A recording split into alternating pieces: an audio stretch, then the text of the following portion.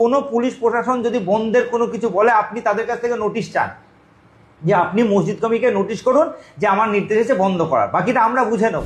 বন্ধের নির্দেশ সেটা নয়, মেনটেন করা। কিন্তু শব্দ দূষণগুলো তো একটা শব্দ আছে, সরকারের তো নিয়ম শৃঙ্খলা কিছু আছে। যে যার ধর্ম নিজের বাড়ির মধ্যে করলেই সবচেয়ে ভালো হয়।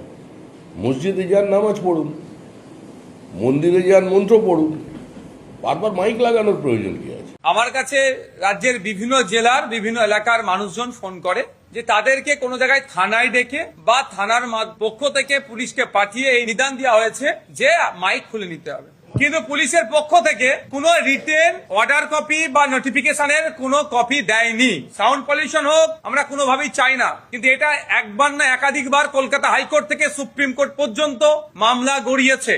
স্পষ্টভাবে সেখানে গাইড করে দেওয়া হয়েছে যে কোন জায়গায় কত ডেসিবেল সাউন্ড বাজাতে পারে। তারপরেও প্রশাসনের পক্ষ থেকে একটা অংশ যেভাবে ভয় দেখিয়ে এক প্রকার ধুমকি দিয়ে বন্ধ করানোর চেষ্টা করছে, মাইক খোলার চেষ্টা হচ্ছে ধর্মস্থানগুলো থেকে, এর আমরা পরিপন্থী। আমাদের স্পষ্টভাবে আমরা জানতে চেয়েছি ডিজিপি স্যারের কাছে যে অ্যাকচুয়াল আপনাদের নির্দেশিকা কি আছে। চাপিয়ে দেওয়ার যে চেষ্টা চলছে এর বিরুদ্ধে আমি খুবই তাড়াতাড়ি কলকাতা হাইকোর্টে যাচ্ছি।